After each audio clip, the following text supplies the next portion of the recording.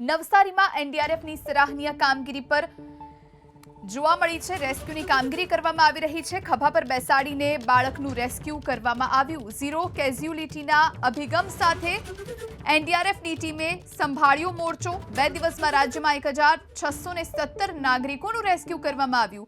એનડીઆરએફની ટીમે યુદ્ધના ધોરણે શરૂ કરી છે રાહત કામગીરી। આપ દ્રશ્યો જોઈ રહ્યા છો। એક બાળકને ખભા પર બેસાડી એનડીઆરએફના સદસ્ય જતા નજરે પડી રહ્યા છે।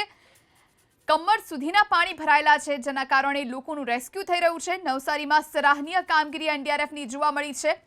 ખભા પર બેસાડીને બાળકનું રેસ્ક્યુ કરવામાં આવ્યું, કારણ કે નવસારીમાં ભલે વરસાદ નથી, પરંતુ નદીના પાણી તમામ વિસ્તારોમાં છવાયેલા છે, ત્યારે લોકોને બચાવવામાં આવી રહ્યા છે, સુરક્ષિત સ્થળે ખસેડવામાં આવી રહ્યા છે। ક્યાંક બોટની મદદ લેવામાં આવી રહી છે, તો જ્યાં બોટ નથી પહોંચી શકતી ત્યાં ખુદ એનડીઆરએફની ટીમ જઈ રહી છે અને બાળકનું રેસ્ક્યુ કરવામાં આવ્યું છે। આપણે દ્રશ્યો બતાવી રહ્યા છીએ। આ સાથે ઝીરો કેઝ્યુલિટીના અભિગમ સાથે એનડીઆરએફની ટીમે મોરચો સંભાળ્યો છે।